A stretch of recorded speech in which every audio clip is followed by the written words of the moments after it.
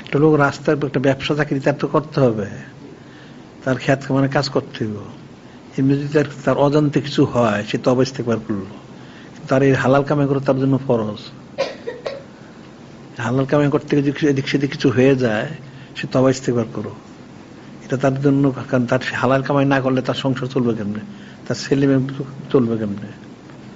আর ওইটা তো তার জন্য তো ফরজ না, ওটা ফরজের শর্ত তো দেওয়া হয়েছে, এই থাকলে ফরজ। এমনি শর্তের মধ্যে যেটা পড়ে না। যেমন রাস্তা নিরাপত্তা থাকতে হলে ইমানে নিরাপত্তা গেল কই, তা তো ফরজই থাকে না। এখন জোহরক তো এখন আমি জোহর নামাজ পড়বো, তাহলে জোহর নামাজ তক্তা না, শর্ত তো পুরো হইতে হবে। মানুষ তো এই জিনিসটাই মানুষ বুঝে না। হজ কর ঠিক আছে, কিন্তু হজ যে করবে করার শর্ত তো পুরো হয় না। একটা মহিলা যদি সারা পৃথিবীর মালিকও হয়, তার জন্য হজ ফরজ হবে না যদি তার সচ্চর জীবন মাহারাম না থাকে।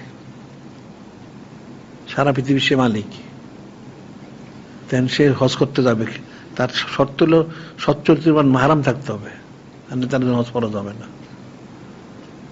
এটা তো মাসালাই বুঝেন এরা, তো মাসাল তো ফিকিরের বিষয় আছে।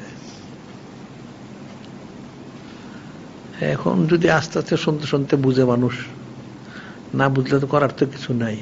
আমরা তো এই জন্য সবসময় বলি যে 1,24,000 তো 2,24,000 নবী রাসূল আসছেন, ওনারা কেউ দাওয়াত তো কেউ কম দেন নাই। যেগুলো কেউ কম দিচ্ছেন তাই সে কুবরি করলো।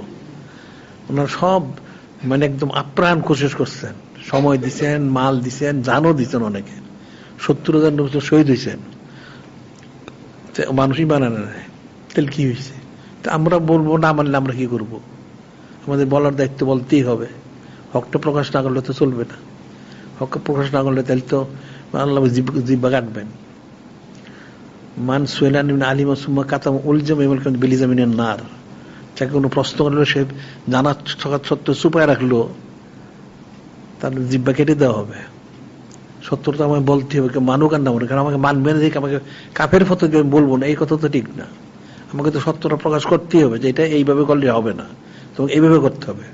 এমন সে মানে না মানুক, তারটা তার উপরে, আমার কি হয়েছে? তাকে আমার জোর করে বানাইতে হবে। তাদের যদি খেলাবত থাকে তাহলে জোর করে বানাইতে হবে, আর নাইলে তাকে মানানোর প্রশ্ন হয় না। তাতে কি হয়েছে? আর সবাই যে সবাইকে মানবে এটা দলিলটা কোথায়? আল্লাহ পাক কিছু ভাবে মানে না, নাউযুবিল্লাহ। তাইলে আর কি এগুলি এই সমস্ত চিন্তা করার কোনো প্রয়োজনই নেই। কে বুঝলো না বুঝলো, কে মানলো না মানলো, এটা আমার দেখেন আমার বিষয় না। আমার বিষয় হলে আমি কি হকের উপরে আসছি কিনা 1 নম্বর, আর আমি হক কথা বলতেছি কিনা, এটা বাস হয়ে গেল। যদি হকের উপরে থাকি আর হক কথা বলি তাহলে তো আমার কোনো চিন্তার কারণ নাই, আমাকে এটা বলতেই হবে।